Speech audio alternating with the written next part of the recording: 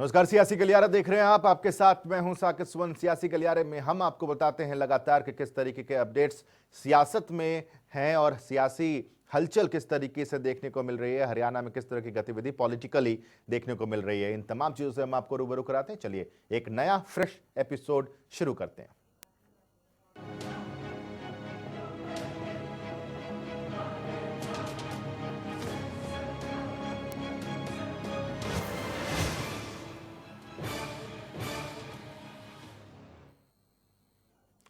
आम चुनाव और उपचुनाव के लिए चुनाव आयोग की तरफ से दिशा निर्देश जारी कर दिए गए हैं, जिसमें कहा गया है कि उम्मीदवार ऑनलाइन नामांकन दाखिल कर सकते हैं।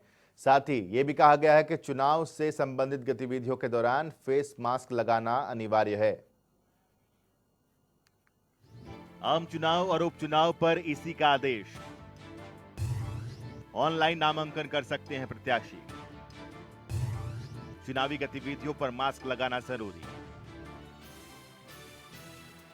अब जल्द ही खत्म होगा इंतजार तारीखों का, क्योंकि चुनाव आयोग की तरफ से दिशा निर्देश तो जारी कर दिए गए हैं और अब आगामी कुछ दिनों में चुनाव और उपचुनाव की तारीखों का ऐलान भी होना स्वाभाविक है। हरियाणा में चूंकि एक विधानसभा सीट पर उपचुनाव होना है, इसलिए दिशा निर्देश और भी जरूरी है। चुनाव आयोग के मुताबिक जब भी तारीख का ऐलान होगा, उस समय प्रत्याशी ऑनलाइन आवेदन भी कर सकते हैं। कोरोना को देखते हुए इलेक्शन कमीशन ने यह निर्देश जारी किए हैं। इतना ही नहीं, किसी भी चुनाव संबंधित गतिविधियों के दौरान फेस मास्क लगाना भी जरूरी होगा। जल्द ही चुनाव की तारीखों का ऐलान। आम चुनाव और उपचुनाव की होगी घोषणा। देश में कई जगहों पर उपचुनाव और चुनाव होने हैं, जिसके लिए सभी दिशा निर्देश जारी कर दिए गए हैं। लेकिन अब जनता और नेताओं को सभी को इंतजार रहेगा तारीखों का। हरियाणा की बड़ौदा सीट पर उपचुनाव होना है, इसलिए हरियाणा के लिए अब प्रचार की स्पीड भी बढ़ेगी और नेताओं के दौरे भी जोर पकड़ेंगे, क्योंकि अब इतना भी तय है कि जल्द ही चुनाव की तारीखें घोषित हो जाएंगी। कोरोना से बचाव के साथ चुनाव आयोग इलेक्शन कराने की तैयारियों में जुटा है, ताकि कोरोना संक्रमण ना फैल पाए। इसलिए ये सब दिशा निर्देश जारी किए गए हैं। कोरोना के कारण चुनाव या उपचुनाव में देरी भी हुई है, लेकिन अब जैसे जैसे स्थिति बेहतर होती जा रही है, वैसे वैसे इलेक्शन कमीशन कोरोना से बचाव की पूरी तैयारियों के साथ चुनाव कराने की तमाम कोशिशों में जुटा हुआ है। जनता टीवी के लिए दिल्ली से स्पर्श शर्मा की रिपोर्ट। एक तरफ बीजेपी ने दोबारा से अपनी कार्यकारिणी का गठन कर दिया है, यानी कि धनखड़ को कमान मिलने के बाद 1 महीने में ही नए सिरे से जिला स्तरीय टीम तैयार कर दी गई है। लेकिन कांग्रेस अभी तक कुछ नहीं कर पाई है। तो वहीं अब कांग्रेस प्रदेश अध्यक्ष कुमारी सैलजा ने कहा है कि संगठन होना या ना होना अलग बात है, लेकिन कांग्रेस में काफी खुशी है। कार्यकारिणी में कांग्रेस से आगे निकली बीजेपी। ओम प्रकाश धनखड़ ने कुमारी सैलजा को पछाड़ा। कांग्रेस कार्यकारिणी गठन में कहां पर पेंच? अच्छा दल वो जिसकी टीम हो, बेहतरीन दल वो जिसके सैनिक दमदार हो, और श्रेष्ठ दल वो जो किसी भी परिस्थिति से लड़ने में सक्षम हो, और बेस्ट सेना अध्यक्ष वो जो खुद सैनिकों की तरह काम करे। हम बात कर रहे हैं कांग्रेस बीजेपी की। एक तरफ प्रदेश अध्यक्ष की कमान मिलने के बाद धनखड़ ने 1 ही महीने में नए सिरे से बीजेपी की नई टीम खड़ी कर दी, लेकिन दूसरी तरफ कांग्रेस विधानसभा चुनाव के करीब 10 महीने बाद तक भी कार्यकारिणी का गठन नहीं कर पाई। और जब कांग्रेस प्रदेश अध्यक्ष कुमारी सैलजा से पूछा गया, तो उन्होंने कहा कि संगठन होना या ना होना अलग बात है, लेकिन कांग्रेस में काफी उत्साह है।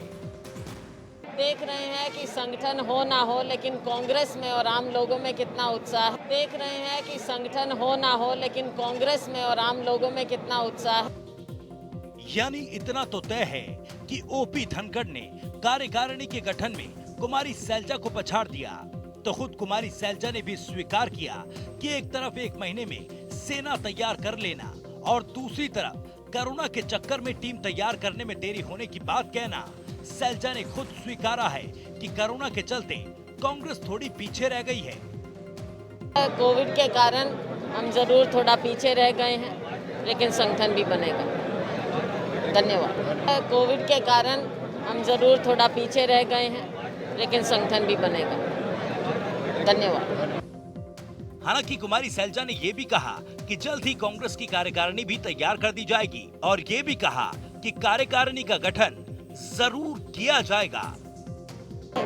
संगठन भी बनेगा, संगठन भी बनेगा, संगठन भी बनेगा, संगठन भी बनेगा। सैलजा का बयान काफी मायने रखता है। दरअसल 2014 से 2019 तक अशोक तंवर के नेतृत्व में कांग्रेस अपनी टीम तैयार नहीं कर पाई थी। हालांकि फिलहाल तंवर कांग्रेस में नहीं है, लेकिन मौजूदा प्रदेश अध्यक्ष कुमारी सैलजा का यह दावा काफी अहम हो जाता है, क्योंकि सालों से कांग्रेस की जिला स्तरीय टीम नहीं है। तो फिर सवाल उठता है कि आखिर ऐसा क्या पेच है जो सालों से फंसा हुआ है। और रही बात अगर कोरोना की, तो कोरोना सिर्फ कांग्रेस के लिए नहीं, बीजेपी के लिए भी रहा है। लेकिन कोरोना के बीच भी बीजेपी ने 19 नए जिला अध्यक्षों के साथ लगभग अपनी पूरी टीम तैयार कर दी। सोचने वाली एक और बात, कोरोना अब है कुछ महीने से, लेकिन सालों से नहीं। ब्यूरो रिपोर्ट, जनता टीवी। तो वहीं कांग्रेस की कार्यकारिणी गठित न होने पर बीजेपी प्रदेश अध्यक्ष ओपी धनखड़ ने बड़ौदा में कहा कि कांग्रेस विधायक दल के नेता से तालमेल न होने के कारण ही तंवर कार्यकारिणी गठित नहीं कर पाए थे और अब सैलजा पर भी संकट के बादल नजर आ रहे हैं। अध्यक्ष के साथ जब तालमेल ही नहीं है विधायक दल के नेता का, तो कैसे इस प्रकार के निर्णय आ सकते हैं। पहले भी एक दलित परिवार से एक बेटा आया था अध्यक्ष बन के, ना तो उसकी कार्यकारिणी गठित होने में जो संकट आए थे, उसके संचालन में, उसके आगे चलने में जो संकट आए थे अशोक तंवर जी को, वो आपको पता है। आखिरकार बेचारा पार्टी छोड़ के बाहर निकल गया और ऐसे ही संकट अब दलित की बेटी सैलजा के सामने उत्पन्न किए जा रहे हैं। एक तालमेल जो है और कांग्रेस पार्टी में तो झगड़े। इधर बीजेपी के प्रदेश अध्यक्ष ओम प्रकाश धनखड़ ने कांग्रेस पर निशाना साधा। उन्होंने कहा कि विपक्ष ने सुधारों का नाम घोटाला रख दिया है। धनखड़ ने कहा कि रजिस्ट्रियों का मामला कांग्रेस ने नहीं उठाया, बल्कि सरकार ने खुद संज्ञान लिया।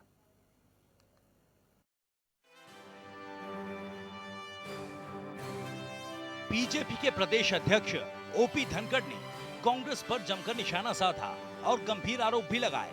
उन्होंने कहा कि रजिस्ट्रियों का मामला विपक्ष ने नहीं उठाया, सरकार ने खुद अच्छाई की तरफ बढ़ते हुए संज्ञान लिया और सुधार किए। रजिस्ट्रियों का मामला विपक्ष ने नहीं उठाया, विपक्ष से कोई ध्यान में भी नहीं था। सरकार ने खुद संज्ञान लिया, सरकार खुद अच्छाई की तरफ बढ़ी, सरकार ने खुद सुधार किए। ओम प्रकाश धनखड़ ने तंज कसते हुए कहा कि सुधारों को सुधार कहा जाए, घोटाला नहीं। इतना ही नहीं, उन्होंने गंभीर आरोप लगाते हुए कहा कि विपक्ष के बहुत से लोग घोटालों में फंसे हुए हैं, इसलिए उनको सुधार भी घोटाले दिखते हैं। साथ ही उन्होंने ये भी कहा कि प्रमुख लोग जमानत पर हैं, तो इसका अंदाजा आप खुद ही लगा लीजिए कि धनखड़ का इशारा किस ओर है। हमारे विपक्ष के साथियों ने सुधारों का नाम घोटाला रख दिया है, यानी वो इस चतुराई से एक शब्द को रूढ़ करने की कोशिश कर रहे हैं। इससे तो कोई सुधार ही नहीं करेगा। ये सुधार है, सुधार को सुधार कहो, क्योंकि विपक्ष के बहुत सारे लोग घोटालों में फंसे हुए हैं, प्रमुख लोग जमानत पर हैं, इसलिए उनको हर सुधार में भी जो उसको रूढ़ करने की कोशिश कर रहे हैं। जनता इस बारे में बहुत समझदार है। धनखड़ का कहना है कि इस मामले में सरकार ने निष्पक्षता से जांच की और सरकार अच्छाई की तरफ जा रही है, तो प्रशंसा भी करनी चाहिए। इतना ही नहीं, शराब घोटाले पर उन्होंने कहा कि सरकार इस पर बारीकी से काम कर रही है। जो भी जांच रिपोर्ट आई है उसके आधार पर कार्रवाई होगी, कोई भी बख्शा नहीं जाएगा। देखिए, सरकार बहुत बारीकी से काम करती है और जब इस पर गठन हुआ और इस तरह की रिपोर्ट आई है, कोई भी उसमें से बचे जाने वाले नहीं है। ये सरकार का इस मामले में, करप्शन के मामले में बहुत ही दृढ़ निश्चय है और निश्चित रूप से प्रक्रिया का अपना समय रहता है हर बात के समय में, लेकिन ऐसी कोई गलतियां करने वाले लोगों को ये सरकार किसी को नहीं। एसआईटी की जांच रिपोर्ट पर सवाल भी उठे और धीरे धीरे नरम भी हो गए। अब ओपी धनखड़ का कहना है कि गलतियां करने वालों को सरकार कतई नहीं बख्शेगी। हालांकि प्रक्रिया का अपना समय जरूर होता है। ब्यूरो रिपोर्ट, जनता टीवी। बड़ौदा उपचुनाव में बीजेपी जेजेपी के साथ मिलकर लड़ेगी, ये तो साफ है, लेकिन उम्मीदवार कौन होगा ये नहीं पता। हालांकि बीजेपी की तरफ से लगातार दावेदारी की जा रही है, तो वहीं अब बीजेपी के बड़ौदा उपचुनाव प्रभारी जेपी दलाल ने ये कहा है कि यहां पर कमल खिलेगा और विधायक बीजेपी का होगा। साथ ही प्रदेश अध्यक्ष धनखड़ ने भी कहा कि यहां की जनता बीजेपी के साथ है।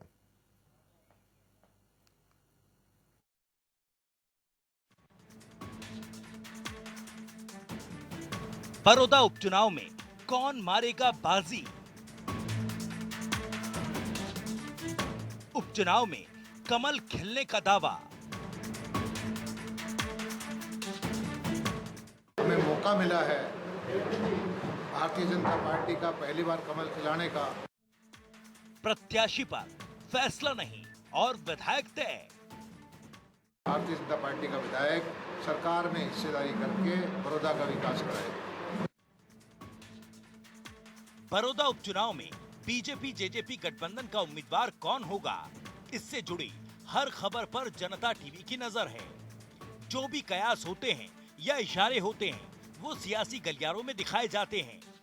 अब फिर से इशारा मिला है कि उम्मीदवार बीजेपी का होगा और इसके मायने इसलिए भी हैं क्योंकि अब उम्मीदवारी नहीं विधायक ही तय कर दिया गया। बीजेपी के बड़ौदा उपचुनाव प्रभारी जेपी दलाल ने कहा कि विधायक बीजेपी का होगा। भारतीय जनता पार्टी का विधायक सरकार में हिस्सेदारी करके बड़ौदा का विकास कराए।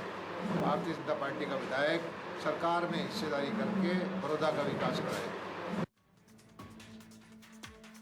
जेपी दलाल के इस बयान के मायने इसलिए भी हैं क्योंकि बीजेपी की तरफ से बड़ौदा उपचुनाव की पूरी जिम्मेदारी इन्हीं के हाथों में है। उन्होंने दावा करते हुए कहा कि बड़ौदा में पहली बार कमल खिलने जा रहा है और विधायक बीजेपी का होगा। बड़ौदा उपचुनाव के लिए कार्यकर्ताओं में समन्वय करने की है और विस्तारक है, सोनीपत जिले के कार्यकर्ता हैं और सभी से फीडबैक भी लिया है और उनको धीरे धीरे करके जिम्मेदारियां देंगे। और बड़ौदा हल्के का जो एक हमें मौका मिला है भारतीय जनता पार्टी का पहली बार कमल खिलाने का, कार्यकर्ताओं में ज़बरदस्त उत्साह है और सुनिश्चित करने के लिए सारे कार्यकर्ता इकट्ठे हुए हैं कि बड़ौदा की सीट जो है पहली बार कमल के निशान पर जीते। भारतीय जनता पार्टी का विधायक सरकार में हिस्सेदारी करके बड़ौदा का विकास कराए। इतना तो सबको पता ही है कि बिना चुनाव लड़े और जीते विधायक नहीं बना जा सकता। तो क्या इशारा इस तरफ है कि उपचुनाव में गठबंधन का उम्मीदवार बीजेपी से होगा? क्योंकि पहले भी पार्टी के कई बड़े नेता और मंत्री इस बात का दावा कर चुके हैं। इसके अलावा बीजेपी प्रदेश अध्यक्ष ओपी धनखड़ ने कहा कि बड़ौदा की जनता विकास चाहती है और बीजेपी विकास कर रही है। हालांकि उन्होंने ये भी कहा कि दोनों पार्टियां तालमेल के साथ चुनाव लड़ेंगी।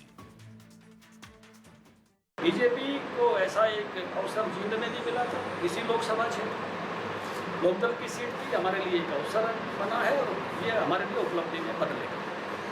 लोग क्योंकि बड़ौदा के लोग विकास चाहते हैं और हमने उस प्रक्रिया को शुरू भी कर दिया है। 2 महिला कॉलेज, बहुत सारी चीज़ें, विकास के काम जो लोगों की आकांक्षाएं हैं, जन आकांक्षाएं हैं, बीजेपी उनको आगे बढ़ा रही है, उन पर खरा उतरेगी। दोनों पार्टियां तालमेल के साथ चुनाव लड़ेंगी। भारतीय जनता पार्टी ने पहले भी यहाँ अपना जो है उस नाते से तैयारी वगैरह सब प्रारंभ की है और बिल्कुल तालमेल के साथ चुनाव आएंगे।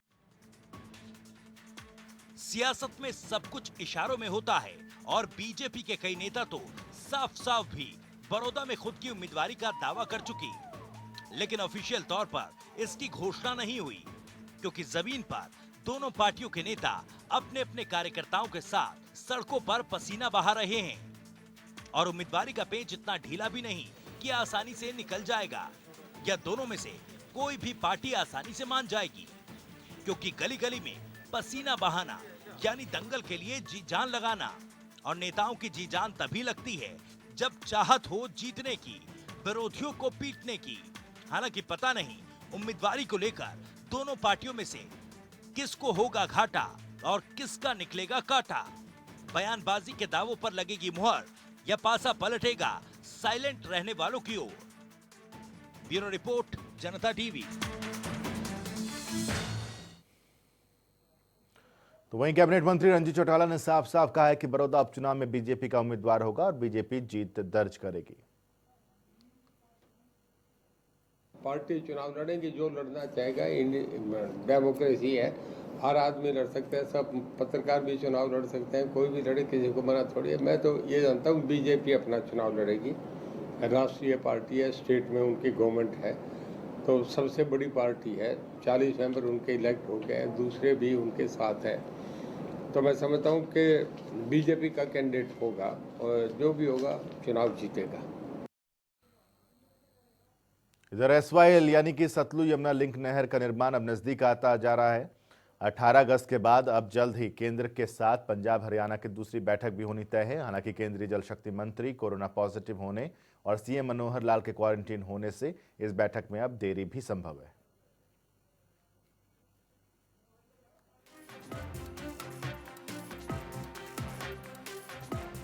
एसवाईएल पर कब खत्म होगा सियासत का दौर?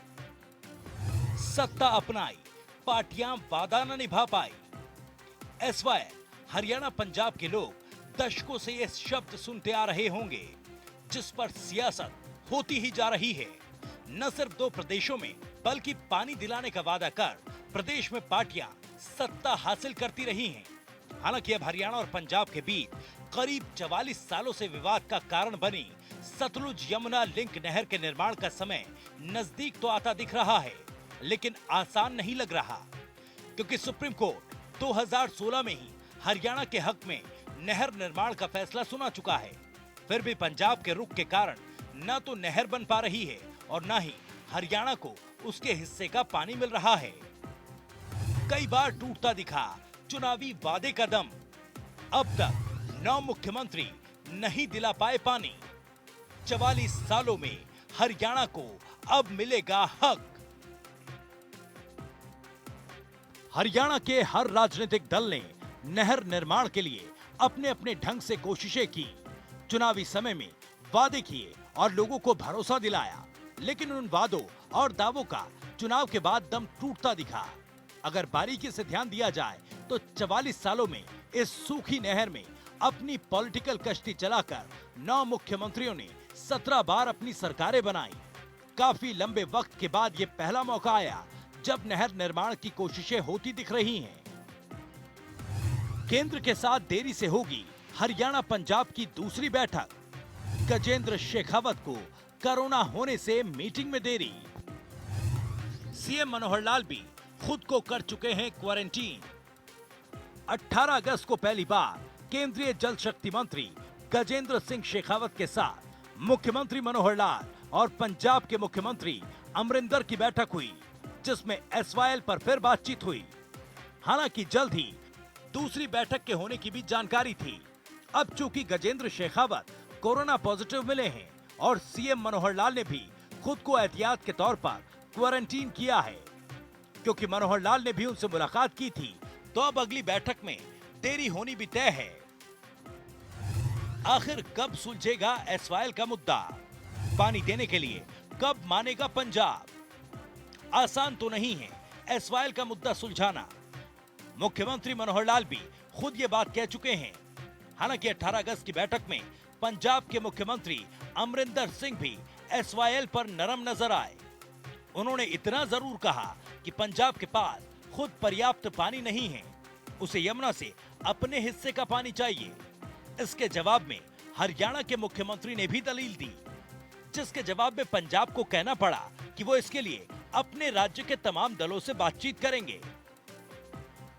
सिर्फ इस बयान पर निर्भर रहना भी सही नहीं होगा, क्योंकि बैठक के बाद कैप्टन अमरिंदर ने यह भी कहा कि अगर एसवाईएल नहर बनी तो पंजाब जल उठेगा। लेकिन दूसरी तरफ हरियाणा भी नहर निर्माण के लिए पुरजोर कोशिश में है। और एक प्लस पॉइंट ये कि सर्वोच्च अदालत भी हरियाणा के हक में फैसला सुना चुकी है। यानी अब राजनीति की चादर में लिपटे हुए मुद्दे से सियासत की परतें हटती नजर आ रही हैं। ब्यूरो रिपोर्ट, जनता टीवी।